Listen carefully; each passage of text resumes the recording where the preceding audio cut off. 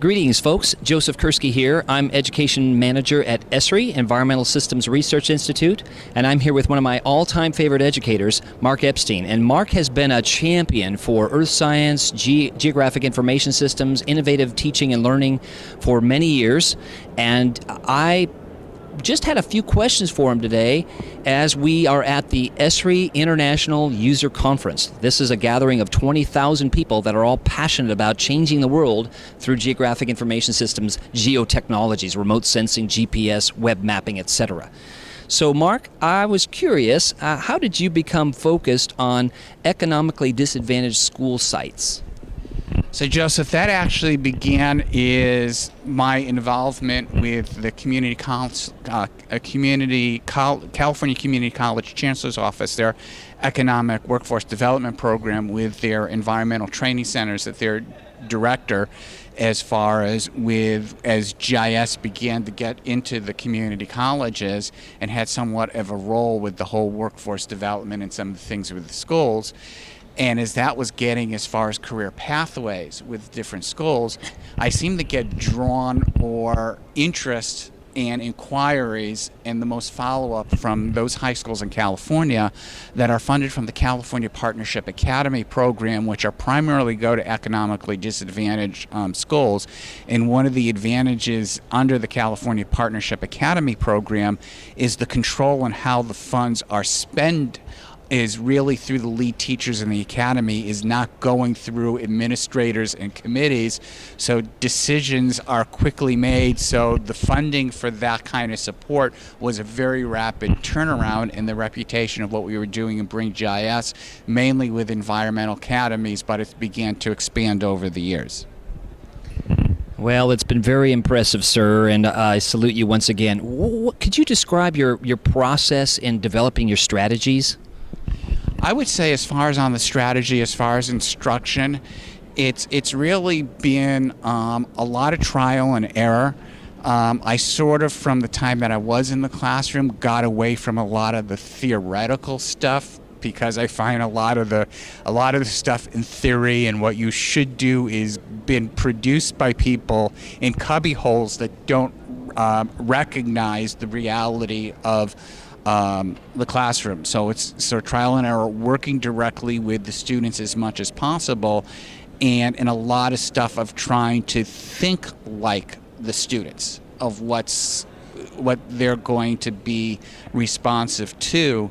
And in part of that, in as far as with the role of our network at that time, a lot of the activities were within the informal education, as far as working with agencies and a lot of community service projects. So I was able to get to know the kids at that level to be able to start using that experience to develop instructional strategies for the classroom. Well, you've heard as many times, I'm sure, as I have, that students resonate and learn from people that they know care about them, and you certainly have demonstrated that over the years. You actually do care about them as well as the content that they're learning. And Marc, I was wondering about the following. Are there any differences in the methods that you use with the economically disadvantaged student population versus maybe a more general population? Yeah, there is a difference in how those populations respond, and particularly at the secondary level. I think one of the things is a lot of educators find as a disadvantage, as far as a difficulty or a barrier for economically disadvantaged kids, is the lack of parent involvement and support. However, with a lot of the stuff that's new and emerging, is I think this is where economically disadvantaged kids have basically a little bit of advantage, because a lot of the more general and more affluent kids, they've got parents with a preconceived notion of the checklist of getting accepted into the best colleges, and the kids get a mindset that they're not really going to go and deal with those things unless it's part of that checklist, where the economically disadvantaged kids don't have that, if you want to say, partially the parental engagement, or that parental pressure to stay within that silo, so that the kids, the economically disadvantaged kids that I do deal with, that they they're more willing to explore and test out new things. That's very inspiring and impressive, Mark. Why do you think over recent years you've had such success doing what you've been doing? I think a lot of it is with the transition, the emerging technology, the changes in technological availability. The kids more having, as far as the smartphones, with at least in California, with the mandate that started with the high school digital grant, so that we have all our high schools, and now basically if you don't have the internet access and stuff, you're really behind the times, and that's been more, really mandating getting that into California. And with the exception of the most rural schools, we've got that access. So just the whole thing of the emerging technology, the technological tools, the more visualization, which the economically disadvantaged kids do seem to respond to. I think another thing, as far as my success, as far as the if you want to say the platform or the process of me in the classroom, is that because I'm coming in and engaging as an augmented instructor rather than the traditional classroom teacher, is that I'm able to focus as far as with particular group of students. From my experience and with the informal education, I've come to realize with teenagers, you're not going to get them to want to do and be interested in the same thing.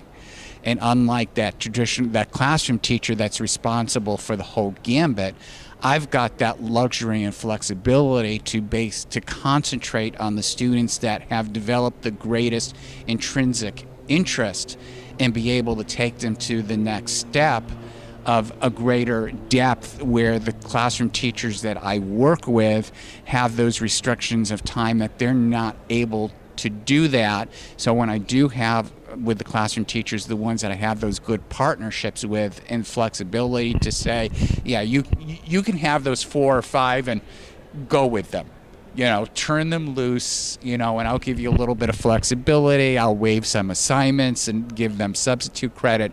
And that makes a big difference of having kids that would normally not have that opportunity to take them to a level, whereas more affluent kids that want to explore and be able to do that, they have parents with the financial means for enrolling them in a special program.